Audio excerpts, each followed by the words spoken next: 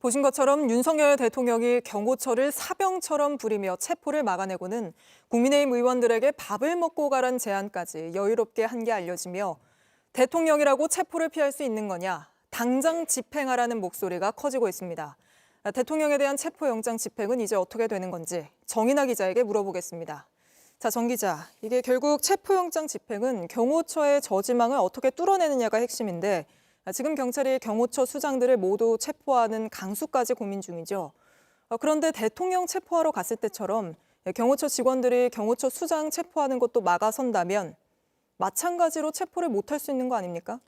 그렇지는 않습니다. 이 대통령 체포영장을 집행하는 것과 이 경호처 수장들을 체포하는 건 다른 이야기입니다. 네. 이 대통령 경호처는 말 그대로 대통령을 경호하는 곳이지 이 경호처장 등 그 지휘부를 지키는 기관이 아닙니다.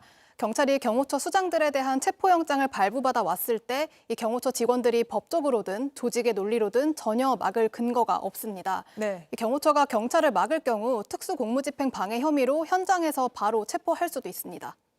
지난번에 윤석열 대통령 체포하러 갔을 때는 100여 명이 갔었잖아요. 근데 경호처가 또 200여 명이 나왔습니다. 그러면 이번에 경찰이 다시 간다면 이보다 더 많은 인력을 투입할 수 있겠죠? 이 얼마나 많은 인력을 동원할지는 경찰이 판단할 일이지만 지난 대통령 체포영장 때 경호처가 200명의 인원을 동원한 걸 경찰이 염두하고 있는 건 분명합니다. 네. 윤 대통령 체포 때는 공수처가 주체여서 경찰 기동대를 관저 안으로 투입하는 게 법적 논란이 있었는데요. 이번엔 다른 게 경호처장 등 경호처 관계자 4명을 입건한 주체가 공수처가 아니라 경찰입니다. 경찰이 주체인 체포작전에 어떤 경찰 인력을 투입할지는 경찰이 알아서 판단해서 결정하면 되는 겁니다. 네. 관련해서 전문가 의견 들어보시겠습니다. 경찰이 주체가 돼서 체포영장을 검사를 통해서 청구해서 법원에서 영장이 발부됐다면 그런 경찰의 법집행 과정에서 다양한 물리적 충돌이나 또 여러 가지 안전 또 질서를 고려해서 경찰 기동대를 동원해서 하는 것도 크게 법적인 문제가 없다라고 생각이 듭니다.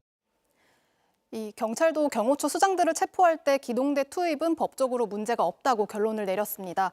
참고로 경찰 기동대 인원은 전국적으로 4,000명 가까이 됩니다. 네, 꽤 많습니다. 근데 과거에도 이렇게 경찰이 대규모 인력을 투입했던 사례가 있지 않았습니까? 네, 2015년에 한상균 전 민주노총 위원장이 조계사에서 영장 집행을 거부한 적이 있습니다. 네. 당시 경찰은 기동대 450명을 포함해서 경력을 1,200여 명 투입했습니다. 2014년에는 구원파 신도들을 체포했는데 이때 기동대 400여 명이 출동했습니다. 그러면 경찰은 결국 이 경호처 수장부터 하나씩 무력화해서 윤석열 대통령까지 가겠다는 그런 전략인 겁니까?